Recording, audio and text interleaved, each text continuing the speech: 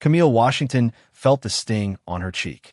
The slap still ringing in her ears while her daughter Zora's scream cut through the humid air of that park. Her federal badge weighed heavy in her pocket, like a reminder of who she really was and what she had come here to do. Months of undercover work were reaching their breaking point, and now the whole world seemed to slow down, forcing her to ask herself if justice was worth the price of one more humiliation. Before I get too deep into this story, let me ask you, where are you watching from right now? Drop it in the comments. Hit that like button and subscribe so you don't miss what comes next. Because this story isn't just about one officer or one town, it's about exposing a system that was built to protect the wrong people.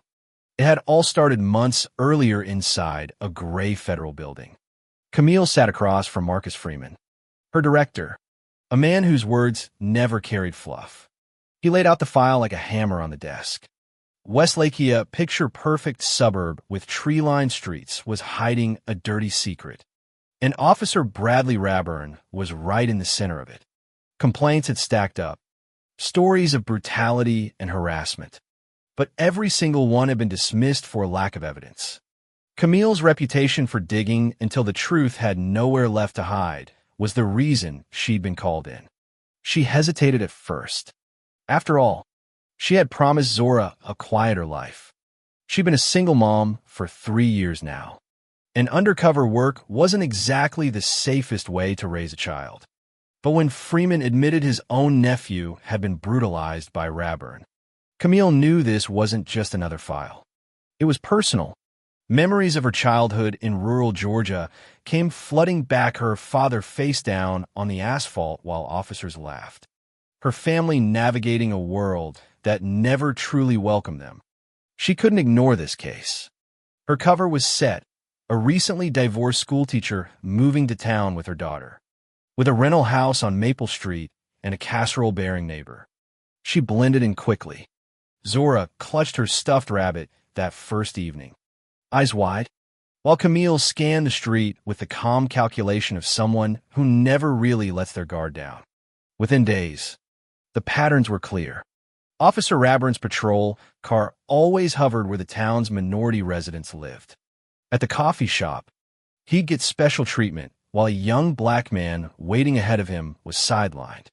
At the park, Latino teens with a speaker were told to turn it down, while white families blasted music without a word of warning. It wasn't subtle, it was systemic. Zora felt it too. She came home from school one afternoon, saying her teacher only called on the white kids first, and that another girl told her her hair was weird. Camille braided her daughter's curls that night, assuring her she was beautiful, even while her heart ached with guilt for bringing Zora into this mess. But Camille wasn't just a mother, she was an investigator. She recorded everything: dates, times, faces, patterns. She logged 17 separate incidents in just a few weeks. But she knew that wouldn't be enough. To take down someone protected by his department and his town, she needed more. That's when Tanya Morris entered the picture. Another black single mom. Tanya carried herself with quiet strength, but spoke of wounds that never healed.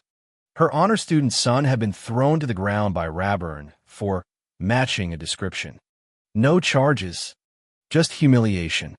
Worse still, Tanya whispered about something locals called tax collection, Raburn showing up at minority-owned businesses, hinting at violations unless money exchanged hands. Extortion, dressed up as policing. Camille dug deeper, visiting shops around town, listening carefully. The same nervous looks, the same careful denials that weren't denials at all. A grocery, a barbershop, a tailor. Each story fit the pattern. The closer she got, the more dangerous it became. A traffic stop with Raburn was her first real brush with exposure. He leaned into her car window, eyes sharp as ice. "You new here?" he said, dragging her last name out with a bite that made the threat clear. Her hidden recorder caught every word, every tone of his intimidation. And then came the phone call. A scrambled voice warned her to stop digging if she valued her daughter's safety. That night, after checking her locks twice, Camille had to decide pull out, or push forward. She pushed forward. Freeman sent backup. Agent Darius Carter, who slipped into town as a PE teacher at Zora's school.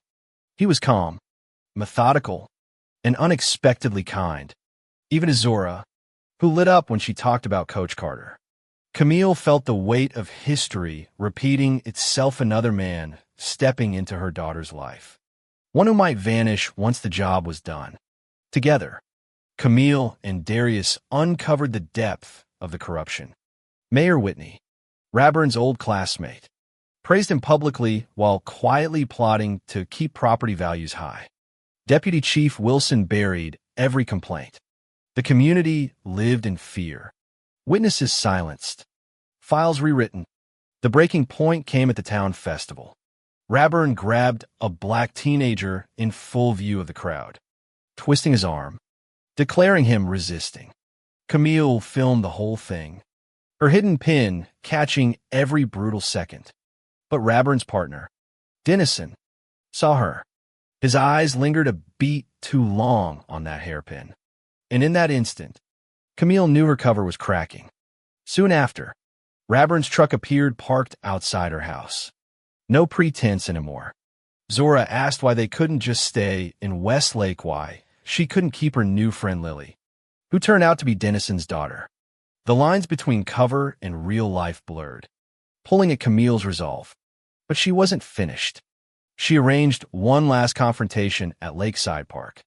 Raburn zeroed in on her, his threats barely disguised, his words dripping with racism. Pastor Turner arrived, standing tall against him. But that only pushed Raburn further. And then it happened to shove, the slap across Camille's face, the crack echoing through the park. Witnesses froze. Cell phones rose. And the mask of Westlake's hero cop slipped for all to see. She could have revealed her identity right then, could have pulled out her badge and ended the charade. Instead, she let the moment burn into the cameras around her. She played the victim, her tears real enough, her pain undeniable. Within hours, the video was everywhere. By the next morning, the whole region knew the name Bradley Raburn. The town split into those defending him, those demanding justice.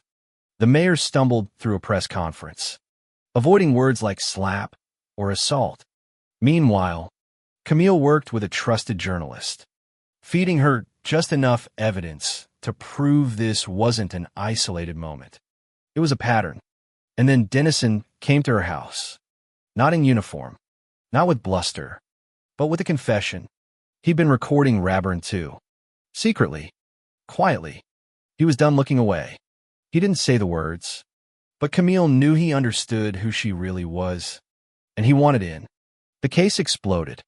Federal warrants, arrests, the mayor, the deputy chief, all exposed by their own words and each other's betrayals. When Camille finally dropped her badge on the table at town hall, the weight of months of lies and danger lifted. The aftermath was messy headlines, hearings, reform. The police department was rebuilt from the ground up. Pastor Turner's community center restored. Tanya's son's name cleared. Camille testified in D.C., her story becoming part of a national conversation. But for her, it always came back to Zora. Explaining the undercover life to her daughter was harder than facing any officer. Yet Zora, with the resilience only children seem to have, called her a superhero with a secret identity. In the end, Camille realized Westlake wasn't just a Casey, it was a glimpse into a bigger machine. Something called Operation Clearwater, a network of towns engineered to keep certain families out. Westlake had been one battle. The war stretched far beyond. So let me leave you with this. Have you ever stood in the face of discrimination and had to decide stay silent or speak up? Camille chose to fight, even when the cost was high. And maybe that's the lesson. Change doesn't come easy. It comes when someone decides enough is enough. If this story moved you, hit that like button, subscribe for more, and share it with someone who needs a reminder that standing up matters. Because justice only happens when people refuse to back down.